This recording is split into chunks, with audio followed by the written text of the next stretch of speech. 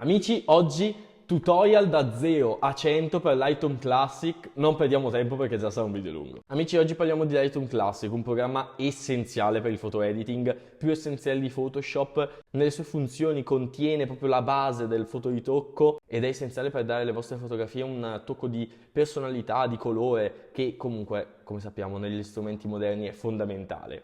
Una cosa essenziale per partire, per far funzionare bene Lightroom Classic, soprattutto sui nostri Mac, è avere un computer libero, quindi non potete lavorare con 500 giga sul vostro computer e 450 giga occupati.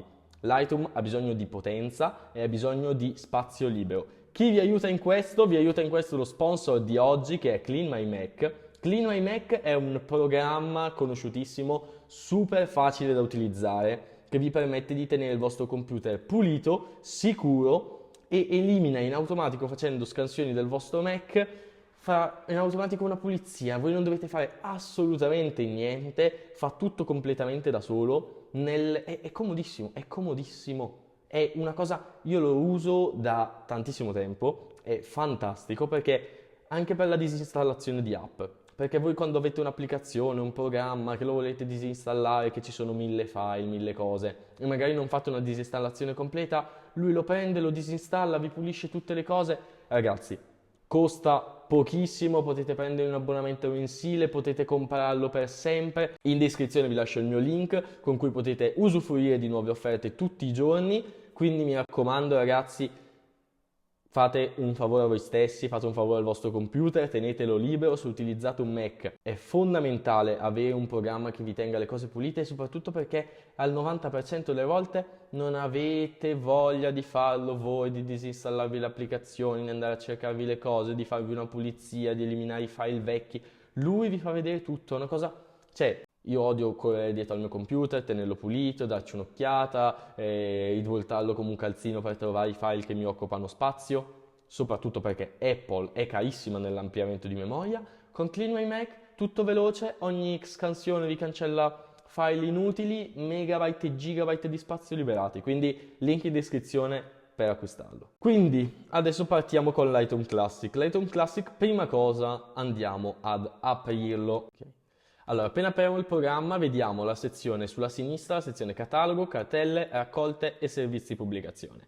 La cosa che ci interessa sono il catalogo, che sono tutte le fotografie che noi abbiamo importato nel corso dei nostri lavori, che poi ovviamente se non manteniamo sul Mac o manteniamo sullo stesso hard disk SSD su cui andiamo a lavorare, poi non saranno più trovabili come file.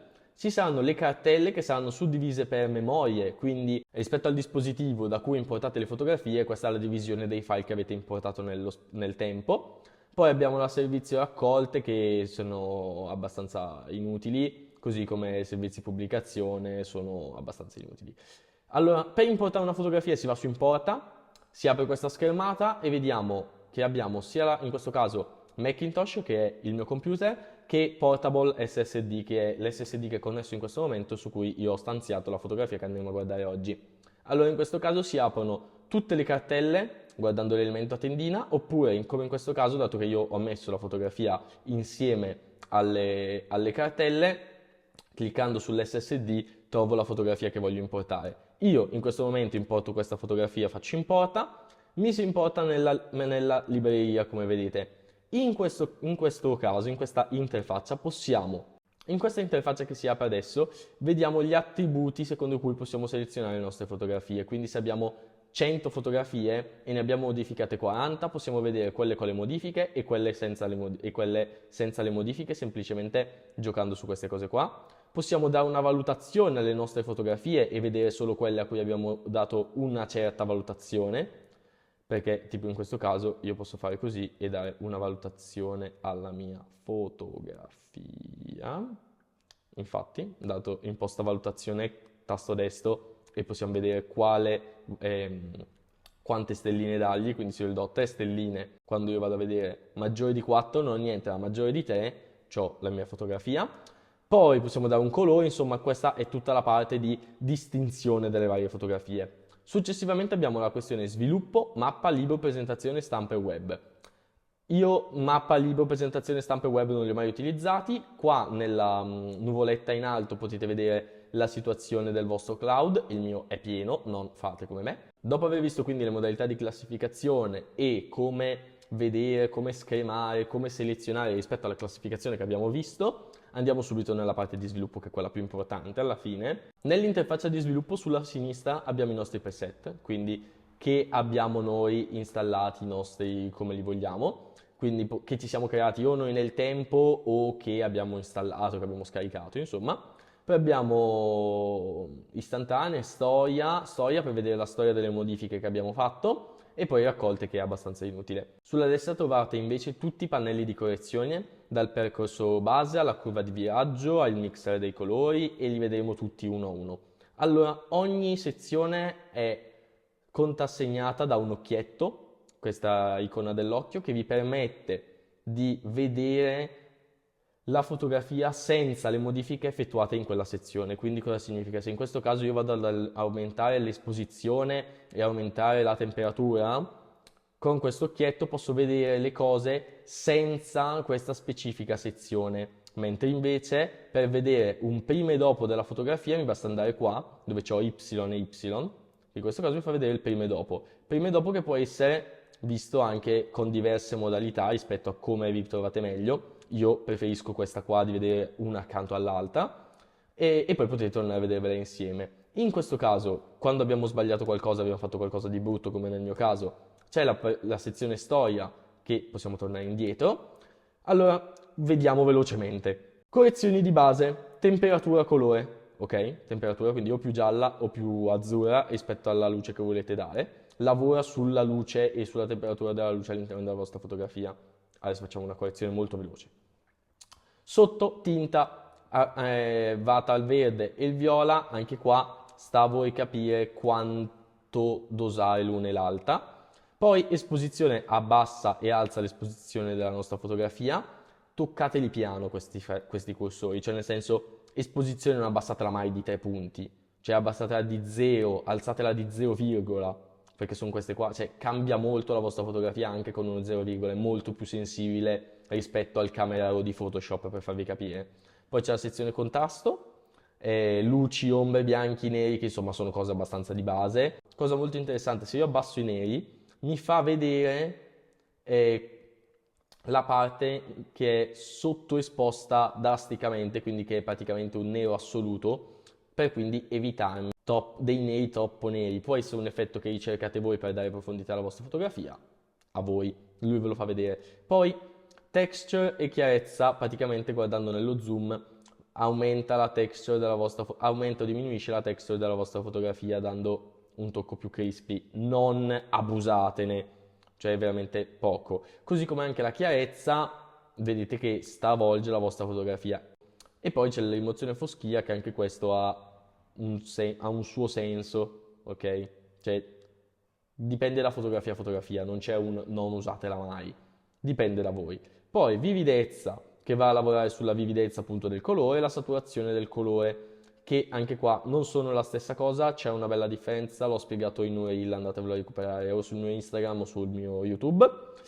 Successivamente curva di viraggio, ne avete 5 e ognuna regola cose diverse. Questo qua regola ombre, colori scuri, colori chiari e luci, mentre invece questa qua regola neri, ombre, mezzi toni, luci e bianchi. Poi ne avete una per i rossi, una per i verdi e una per i blu, che ancora vanno a lavorare sulle ombre e le luci, su questo schema qua. In questo caso potete fare delle curve ad esse. Il mio consiglio per lavorare con queste cose qua è dare contrasto tramite le curve, perché è molto piacevole molto spesso. Se create tipo una curva ad esse come in questo caso, vedete come cambia proprio radicalmente la nostra fotografia. Guardate un prima e dopo, cioè è veramente veramente una cosa importante. Vedete come si dà più carattere, più profondità. Non è da fare sempre, ogni fotografia c'ha il suo, però non sono qua per darvi grandi consigli su come fare, cosa fare, ma semplicemente su come funziona. E così funzionano anche gli altri 3 colori. Voi potete andare a giocare sui mezzi toni, potete farli tendere di più al blu o di più al rosso, insomma rispetto a quello che preferite. Poi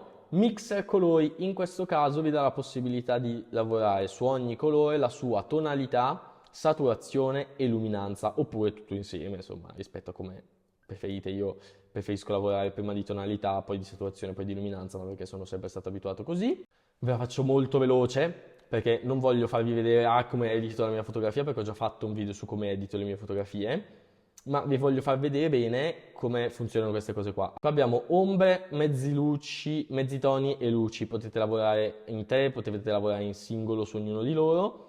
Qua praticamente, in questo caso siamo sulle ombre, andiamo a decidere la tonalità della nostra ombra, quindi blu, rossa, verde rispetto al colore, e poi più ci avviciniamo verso l'esterno, maggiore è la saturazione di quel colore, quindi della nostra ombra.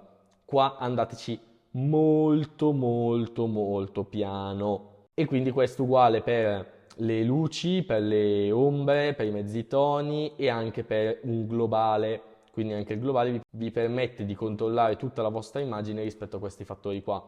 Sempre prendo la scena, il globale prende la scena, la fa tendere a un colore e satura quel colore. Le ombre, le luci e i mezzi toni invece parlano solo di luci, ombre e mezzi toni lavorando su quel colore. È molto importante questa cosa. Sezione dettagli, nitidezza di cui non dovete abusare.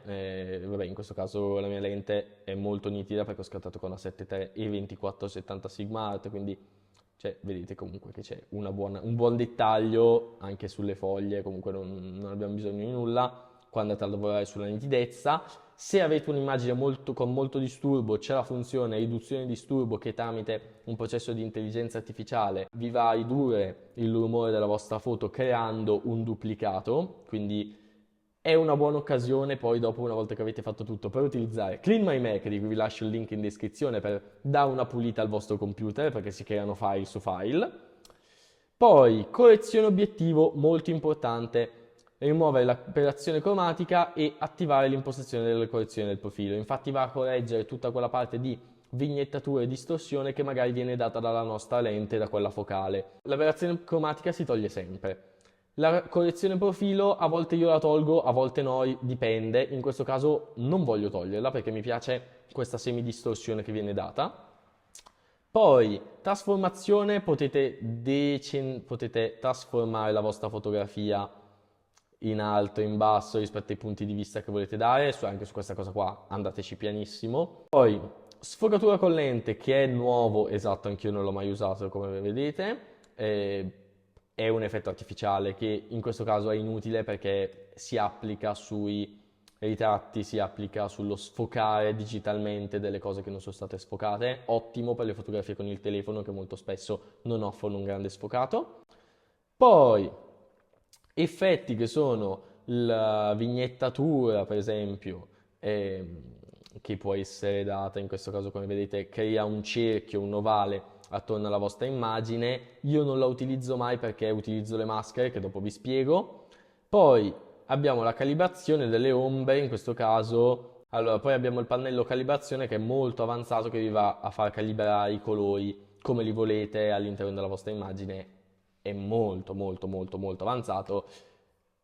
Quindi anche qua giocateci, vedete, capite, fatevi un'idea, vedete come rispondono anche i file della vostra macchina fotografica. Poi, questo era il pannello regolazioni, poi abbiamo il pannello ritaglio, molto semplice. Allora abbiamo qua per decidere l'aspetto che vogliamo dare alla nostra immagine, quindi creiamo una cosa e ok. Poi, vabbè. L'angolo che vogliamo dare, quindi quanto la vogliamo ruotare, in questo caso 0, e mettiamo a 0. Possiamo mettere... un attimo che riallargo, possiamo mettere automatico, che quindi ce la raddrizza automaticamente, e preciso. Potete utilizzare questa funzione che si chiama righello, che praticamente voi andate a tracciare una linea di orizzonte che volete dritta, per dire ok, questa è la parte che voglio dritta, e lui aggiusta l'angolo rispetto a quella indicazione. È molto molto interessante. Successivamente abbiamo la parte di ritocco, che è stata migliorata, secondo me è ancora pessima, è meglio giocare comunque su Photoshop, però c'è, secondo me è abbastanza inutile, perché comunque se avete comprato questo, avete anche Photoshop e non vi costa niente fare tasto destro, modifica in Photoshop e ve lo togliete molto meglio. Successivamente correzione occhi rossi, se avete un soggetto, in questo caso. Successivamente correzioni occhi rossi, se avete un soggetto che ha avuto gli occhi rossi all'interno della vostra fotografia ve lo rimuove, non è il nostro caso. E poi la parte di maschere, che è la parte secondo me più importante per dare un senso alla vostra fotografia. Allora, soggetto, cielo e sfondo di base, quindi che crea lui da solo. Quindi se avete un ritratto vi seleziona il vostro soggetto, un cielo vi seleziona il cielo e lo sfondo vi seleziona lo sfondo del vostro soggetto, sempre se state facendo un ritratto o qualcosa. In questo caso noi andiamo a modificare il cielo così per farvi vedere come funziona. Lui crea una maschera, che è questa sezione rossa, in cui potete andare a, vedete, giocare e gioca solo in quella porzione lì. Grazie alla sua selezione la maschera vi permette di fare tutta una serie di correzioni solo in quella specifica area, che in questo caso è il cielo, ma poi possiamo andare a creare con il tasto M una sfumatura lineare, quindi in questo caso va a prendere solo linearmente e sfuma questa parte qua, potete andare ad allungarla, potete andare a sfumarla, girarla come volete, come preferite. Io queste maschere le utilizzo al posto della vignettatura perché così do una mezza vignettatura solo sul basso, perché in questo caso una vignettatura totale andrebbe a rovinarmi il cielo e non mi piace. Poi con il tasto Alt M su Mac o non so su Windows potete andare a creare una maschera circolare. Ci sono tante tipologie di maschere anche che vi permette di selezionare gli oggetti, c'è il pennello che quindi vi permette di fare una mascheratura libera che create voi con una tavoletta grafica perfetta, la sfumatura lineare che vi ho fatto vedere prima, la sfumatura radiale che vi ho fatto vedere adesso sulla coppia, la maschera rispetto a un intervallo di colore, quindi voi andate a campionare un intervallo di colore, che in questo caso prendiamo questo verde del laghetto, andate a regolare il fattore di precisione di questa maschera automatica, che quindi in questo caso vedete quanto deve essere specifica, quindi in questo caso io la voglio solo su queste cose qua, su questa tonalità precisa di verde, e andiamo quindi solo su questa ad aumentare ancora a fare le nostre correzioni. È molto molto figa come cosa questa perché vi permette di creare proprio delle mascherature rispetto al colore, quindi avere un'attinenza cromatica all'interno della vostra immagine. Stessa cosa si può fare con l'intervallo luminanza. Ultima cosa sul discorso maschere che mi sento di dirvi: quando fate fotografia a un soggetto, come in questo caso, quando fate fotografia a una persona, l'intelligenza artificiale vi dà la possibilità di creare una maschera basata sulla persona, quindi lui rileva la persona precisamente e quindi capisce e quindi va a creare delle maschere sugli occhi, sulla bocca, va a creare delle maschere sugli occhi, sulla bocca, sull'iride, sui capelli e quindi vi permette di lavorare volta in volta. Questa cosa vi permette di lavorare area per area, questa cosa è super comoda perché fino a qualche anno fa eravamo tutti costretti a creare delle maschere, delle pennellate, delle cose non precise per lavorare in sezione, mentre invece adesso ti dà tutto automatico Lightroom ed è fantastico. Passando alla fase di export, tasto destro, esporta con i puntini e gli diciamo dove vogliamo esportarla, quindi in questo caso se vogliamo una cartella specifica, io in questo caso ho messo semplicemente il mio SSD, vi dà la possibilità di metterla in una sottocartella e di denominare quella sottocartella, io in questo caso tolgo, perché è solo una, se no se sono tipo 100 foto e le esportate tutte insieme questa cosa è comodissima. Poi c'è la denominazione del file se la volete rinominare, file video non ci sono, impostazioni del file vi dà la possibilità di decidere il formato dell'immagine, la qualità dell'immagine e vi dà la possibilità anche di limitare la dimensione del file. Come vedete io qua tengo tutto alto e nessuna limitazione. Ridimensionamento vi dà la possibilità di ridimensionare le proporzioni della vostra immagine. Metadati li includi sempre perché comunque è sempre importante avere le vostre fotografie con tutti i metadati inclusi. Filigrana vi dà la possibilità di aggiungere delle filigrane in PNG, quindi dei loghi o delle cose, e quando andate a sceglierla vi dà la possibilità di posizionarla, quindi in questo caso se io vado a fare filigrana diaframma, che è quella che c'è di solito nelle foto,